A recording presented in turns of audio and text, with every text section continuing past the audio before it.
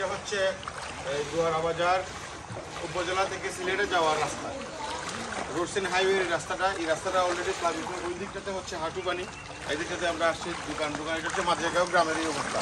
দুয়ারা বাজার হাসপাতালে যেতে হলে কিন্তু এই রাস্তা দিয়ে অতিক্রম করতে হয়, এরপরে কিন্তু গাড়ি যায় না।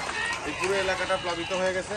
আর ওই দিকটাতে ফ্লাড সেন্টার আছে, ওইটাতে মানুষ আশ্রয় গ্রহণ করছে। এই গ্রামের প্রায় শুনছি ওনাদের কাছ থেকে শুনছি প্রায় 400 লোকজন আশ্রয় গ্রহণ করছে আশপাশের, এবং দুয়ারাবাজার সরকারি ডিগ্রি কলেজে আশ্রয় গ্রহণ করেছে। ওইখানে উপজেলা প্রশাসনের নতুন বিল্ডিংয়ে আশ্রয় গ্রহণ করেছে।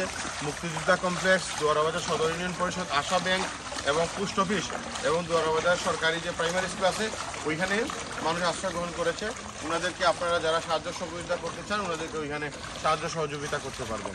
আপনারা ওই স্থানে গেলেই ফ্লাড বন্যায় কবলিত যে মানুষরা আছে ওনাদেরকে ওইখানে গেলে পাবেন, ওইখানে সাহায্য সহযোগিতা করতে পারবেন।